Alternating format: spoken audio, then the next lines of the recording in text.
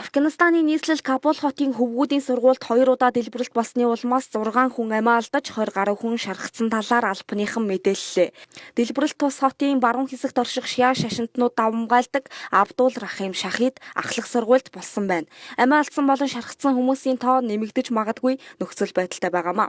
Мөн тус сургуулийн ойролцох сургалтын төвийг гранатаар дэлбэлжээ. Эхний мэдээллээр Абдул Рахим Шахидын сургуульд амиа золиослогч этгээдүүд халдлага үйлдсэн байж магадгүй гэж таамаглаж байсан ч Кабулын цагдаагийн төлөөлөгч Халид Задран хэлэхдээ гар хийцийн тесрэх бөмбөгийг сургуулийн гадаа үлдээсэн байсныг тогтоожээ. Reuters агентлаг нэрээ нуцлсан албаны хүнээс иш татан дэлбэрэх төхөөрөмжийг үүрэг өвчнөд хийж нэгийг нь сургуулийн хаалган дор дэлбэлсэн гэж мэдгдлээ.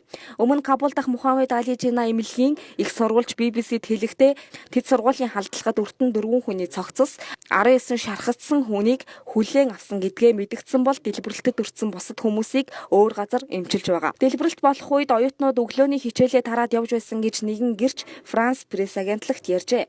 Халдлага болсон газар буюу Даштие Барчин лалын шашинд хазаарууд голдуу байдаг тул лалын ус бүлэглэлийн халдлагын бай болсоор ирсэн. Хазаарууд бол угсаатны болон шашны цөөнх бөгөөд тэднийг тэрс үзэлтнүүд гэж үзэн ялгуурлан гадуурхах нь элбэг байдаг. Өнгөрсөн жил талибанчууд засгийн эрхийг гартаа авсны дараа исламын бүлэглэлийн халдлага бууржээ. Сүүлийн хэдэн жил IS бүлэглэл Афганистанд шиа шашинтнуудын эсрэг компонент ажиллагаа явуулж спортын ордон, соёлын төв, боловсролын газруу зэрэг объектуудыг бөмбөгцсөний улмаас олон хүн амь үрэгдсэн байна.